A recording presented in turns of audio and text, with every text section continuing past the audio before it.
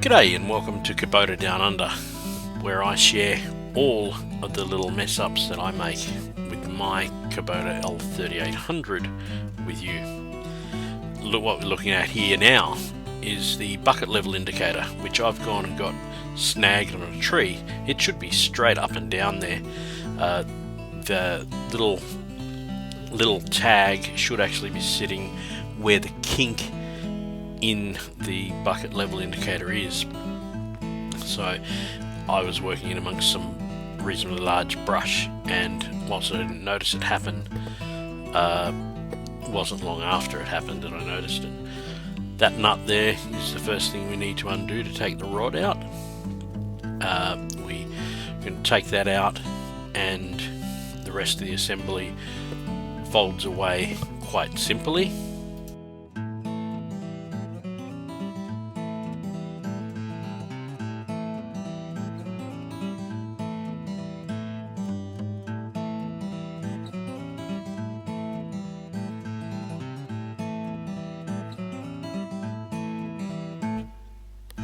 Just fold that little piece out of the way, and then we can focus on this tab, which I would actually suggest to Kubota that they make the actual steel tab removable.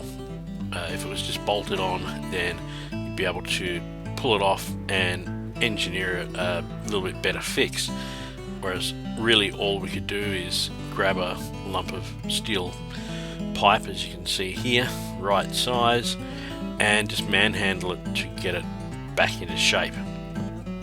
And of course, if you've ever tried to rebend a piece of steel, it's nigh on impossible to get it back exactly right.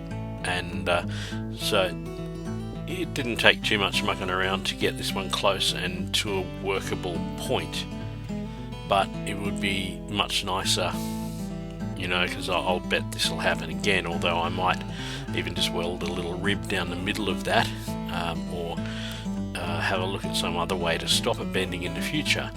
But it would be nice if after bending it a couple of times we could actually just pull it off and put a new one on.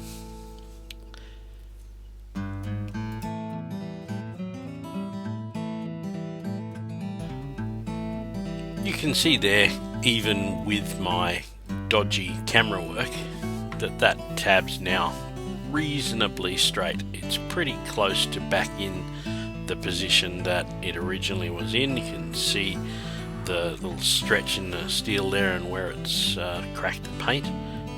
And a great view there, you can just see the bend in it, and if I mucked around with it, then I'm sure I'd be able to get it a little straighter.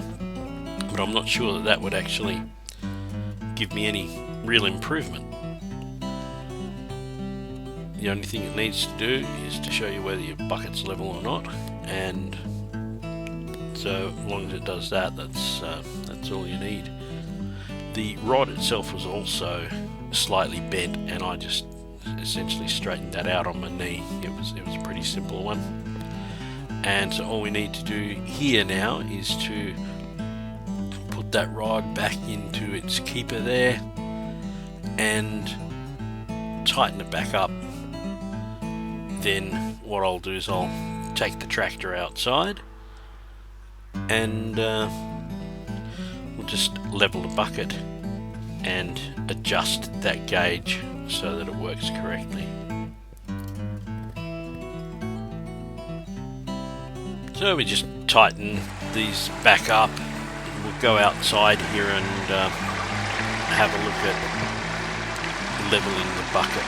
So we just need to put the bucket down and get it reasonably as level as we can by eye, and of course we can adjust this over time. And from my experience when I first adjusted this, it took 2 or 3 times to get it exactly right, and it is nice to have it exactly right when you've got it. That looks pretty good there, and so you'll see there that the kink in the rod is down way past the tab. So all we need to do is undo the bolt and adjust the rod up so that that kink is sitting right in the tab when the bucket's level as it is now. So we'll just do that.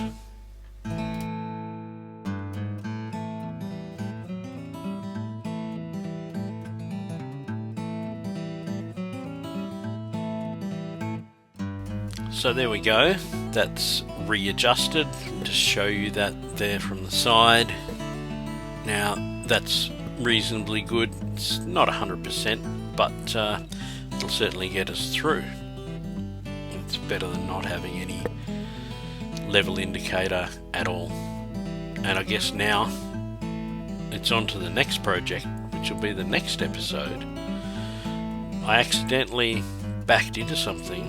That's how a plate should look on the back of this, what Americans call a rototiller, and in Australia we call a rotary hoe. You can see that tab there is way bent, so I'm going to have to adjust that. I'll do that next time round. Thanks for watching.